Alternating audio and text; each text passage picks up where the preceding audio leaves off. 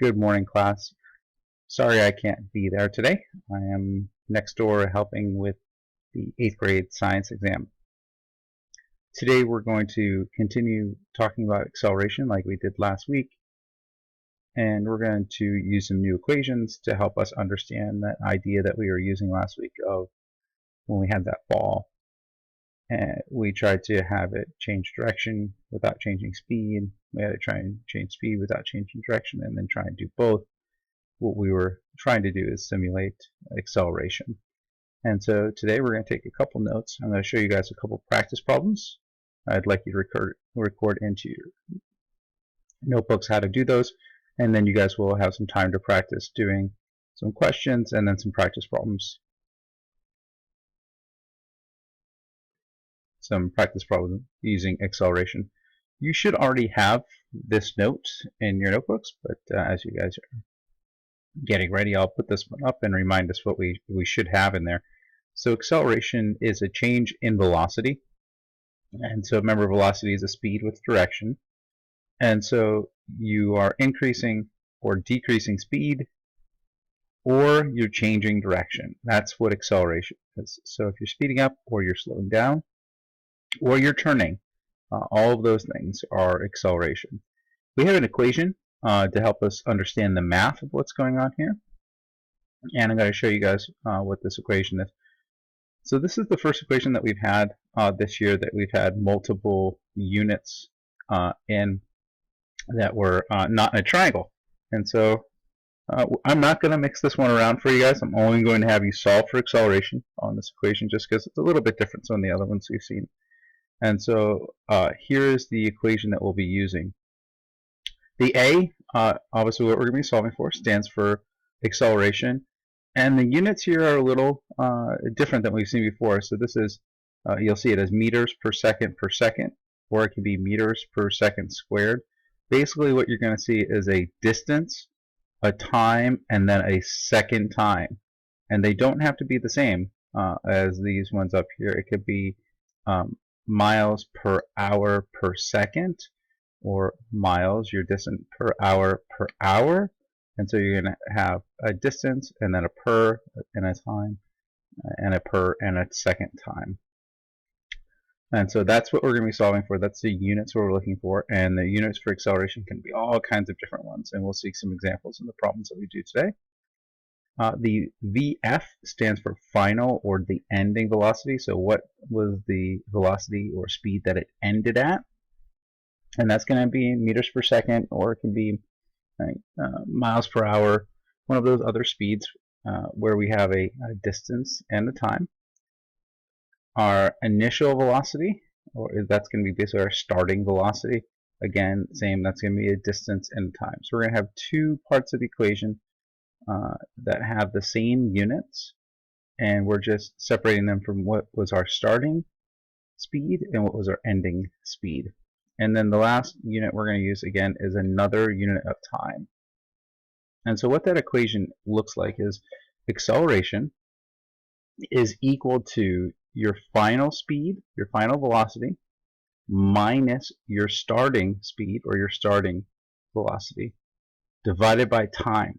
So what was your ending speed minus your starting speed divided by how long it took you to do that change. And so let's take a look at what one of these equations looks like in a word problem here.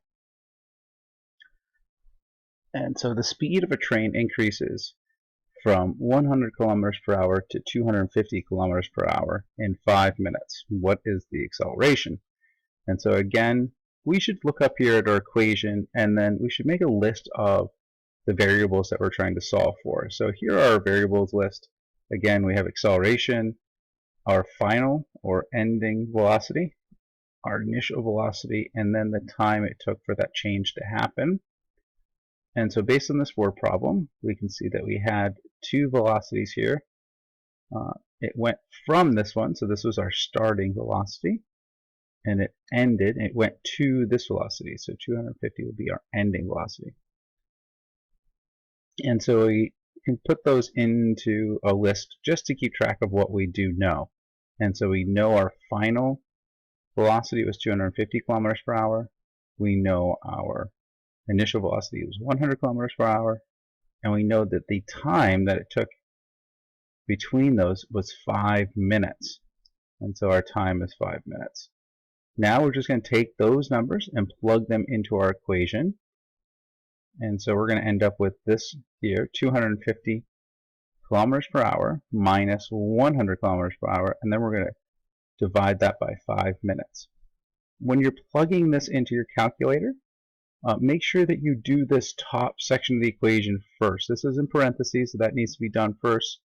You'll see a lot of people make mistakes of just plugging this in without a parentheses here, and the calculators will just do the 100 divided by that 5 and not take this off first. And so when you guys are doing these equations, do 250 minus 100, so you should get 150, and then divide that by the 5. And so here's our equation again. We're going to do our math for this, and we're going to end up with 30 kilometers per hour. We took that kilometer per hour from right here, and then we had to keep this unit down here as well. And so we're going to keep that 5 minutes there. So our answer is 30 kilometers per hour per minute. And so that means that that train every minute was increasing its acceleration, or its velocity, by 30 kilometers per hour. All right, let's take a look at one of these. A car is traveling north at 15 meters per second. 10 minutes later, it's traveling at 70 meters per second. What is the initial velocity, and what is the acceleration? I'm going to pause the video here. I'm going to give you guys a second to try and solve for what you are going to plug into the equation. So take a moment here and try to figure out what it is that you need to plug in to the equation. All right, you unpause and we'll take a look and see what we had to work with here. Again, our variables are acceleration, final velocity, initial velocity, and time. And reading through this word problem, car is traveling north at 15 meters per second. 10 minutes later, it is traveling at 70 meters per second. What is the car's initial velocity? What is its acceleration? All right, so its initial velocity was 15 meters per second. Its acceleration we're going to need to plug in to solve for. And so we have its final velocity here at 70 meters per second. And we know that it took this change 10 minutes to do. And so if we plug that equation in, we're going to get 70 minus 15, and we're going to divide that by 10.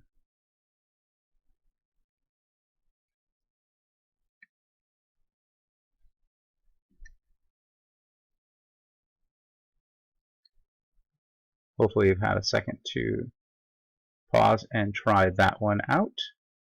So you have, again, 70 meters per second minus 15 meters per second. We're going to divide that by 10 minutes because it took them 10 minutes to go from 15 meters per second to 70 meters per second. And our answer here, again, keep these units from over here. We have 5.5 meters per second per minute. And that minute came from down here. So this acceleration is it's a funny units depending on what we had in our word problem. So keep track of those, of what's going on. All right, let's do one more together, and then we'll let you guys try some of these on your own.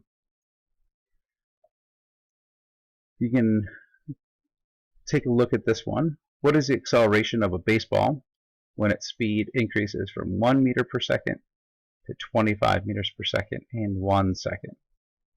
So again, take a moment to fill out what variables do we know in this equation. Like most of these, we're solving for the acceleration, so that's our unknown. Can you go through the word problem and find the final velocity? Can you go through the word problem and find the initial velocity? And then can you read the word problem again and try and find the time?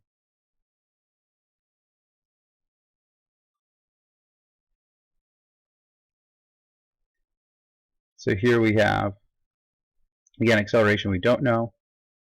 We know the final velocity was 25. The initial velocity is 1 meter per second, and the time was 1 second to do that. So we're going to plug that into our equation. We have 25 meters per second minus 1 meter per second over 1 second. And don't jump out and say that it's going to be 25 meters per second. We do have to get rid of that 1 meter per second. And then divide by 1. And so our answer is going to be 24. And then again, watch these units. Meters per second, meters per second, and then grab our bottom unit down here as well, per second. So our answer is 24 meters per second per second. All right, guys, I'm going to let you guys work in small groups, no more than 2 per table, and work quietly. Your voices should be at a volume where you can quietly discuss the answers. Remain seated for the remainder of the period, and you guys are welcome to try and answer as many of these questions as you can before you go. Thanks, guys, and have a good day.